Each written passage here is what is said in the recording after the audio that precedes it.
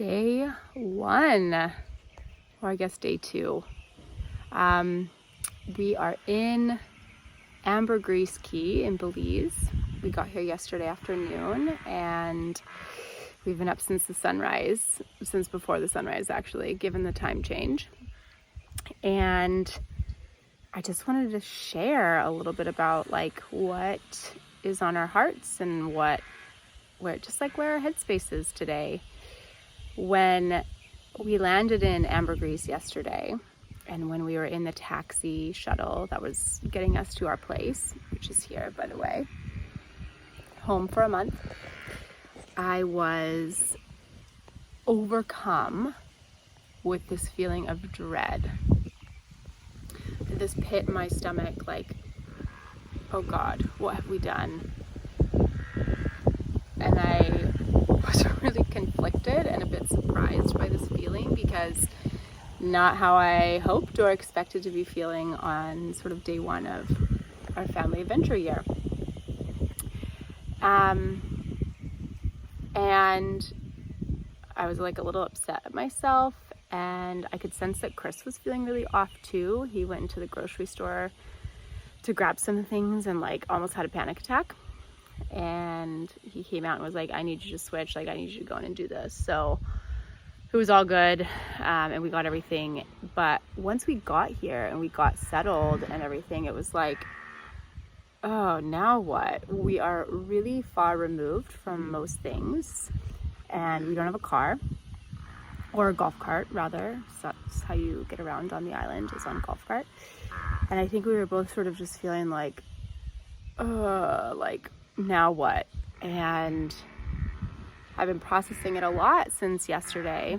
It's not even been 24 hours, but I think I've sort of nailed down the why that we're feeling this way, or we were feeling this way yesterday and into today.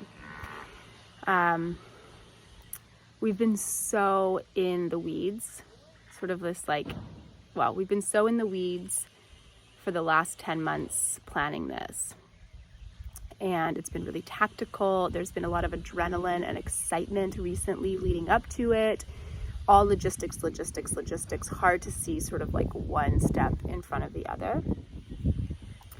And I think it just kind of hit us yesterday, like, whoa, we did this. We left everything we know behind and gave up all senses of sort of familiarity and comfort and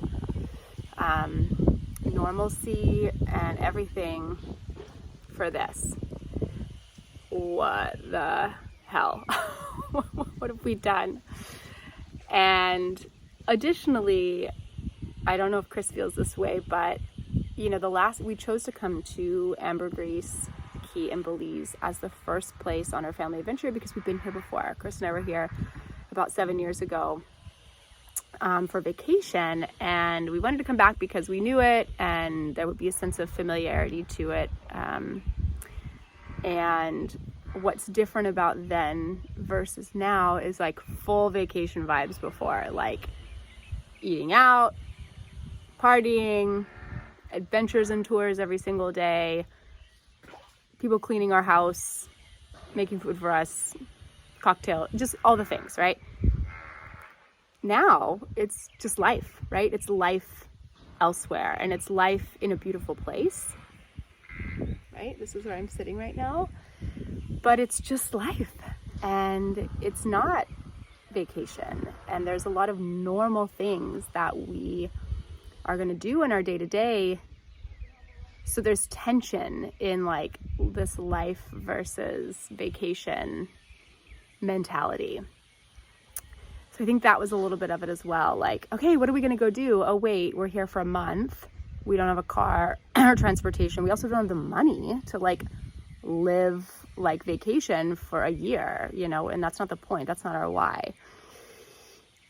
And in fact, what did really help me shift, amongst other things, which I'll share, was going back in sort of my journal, which is just on my phone, and remembering our why and remembering why we chose to do this. It wasn't to like live a vacation carefree life. It wasn't to go on exciting excursions every day and have drinks and cocktails all day, every day. That wasn't our why. Our why is to embrace a slow living and intentional living. Our why is to get comfortable with being uncomfortable. Ding, ding, ding. It's like been the last 24 hours / 3 months. Our why is to lean into quality time and lean into one another for our strengths and allow those things to really coexist in harmony rather than in conflict with one another, which we talked about on a previous interview vlog. I don't know what these are called. And having that to reflect on and having that why to restate has really shifted my perspective, even just in the last couple of hours. I don't even think it's 9 a.m. Feels like it's noon because we've been up so early. But it's really allowed me to be like, okay, that's right. Like I was stuck in this sort of like spiral of, I guess, doubt and worry and fear, and so by being able to like really identify how I'm feeling in my body, sense of like heaviness, dread, shoulders slumped, like I just wanted to like be alone and like curl up in a fetal position, to then being able to like restate our why and our commitment, and it just allowed for a lot more productive energy.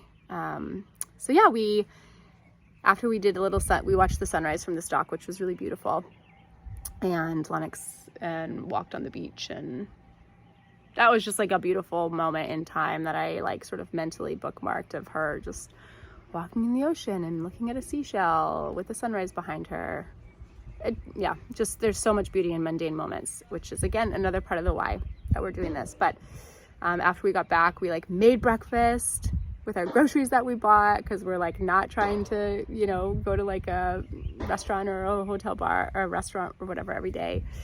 So we like made breakfast. It was scrambled eggs, frozen fruit smoothies, and peanut butter toast and coffee. That's it. That was all of our breakfast. So simple, but it felt empowering, and it felt like, okay, yeah, we can do this. We can exist normally in an abnormal place. And we put all of our clothes away. That also felt like a commitment or like a settling. Okay, I thought my family found me. We put all our clothes away, which also something cool, and I think again a reminder and a validating moment, was all our clothes for 1 year, family of 4, fit into a smaller closet than we've ever had in any of our houses, like in anywhere before. So yeah, just a good reminder of the intentional living, the sort of minimalism or essentialism that we're trying to embrace in this and discover within ourselves. So that was cool. So yeah, and now I'm just went out for a little walk. I just said like I need a little time. I walked on the beach a little bit to explore. Not much to explore. Like I said, we're pretty removed, but I am going to try to go and find something else nearby. And I just felt really called to share how I was feeling and how we're doing. And I think the MVP award over the last 24 hours goes to Lennox for sure. I'll probably get a little emotional. She's just been so strong and so excited and optimistic and positive, and that has been really contagious. She's like, I'm so happy about our new home. That's what she said. She goes, I love that this is our home. And that was it was profound. So reflecting, documenting all of this, the good, the bad, and the ugly, it's what people said they wanted, and so that's what we're gonna do. So you've heard it, the ugly, the bad, and there'll be so much more good. So I'm gonna go and talk to the people on the property about a couple logistics now and things that we want to go do, and ask their opinions, and even just get to know them as people, because that's another huge part of our why, is just to create community and get to know people here and how they live in different cultures and things like that. So much more to come. If if anyone else is still watching this. I don't even know if I'm gonna make this public, but it's therapeutic to just get it out. And shout out to my friends and loved ones and family members who have been like, what you're feeling is totally normal. And yeah, just grateful for everything. Ciao.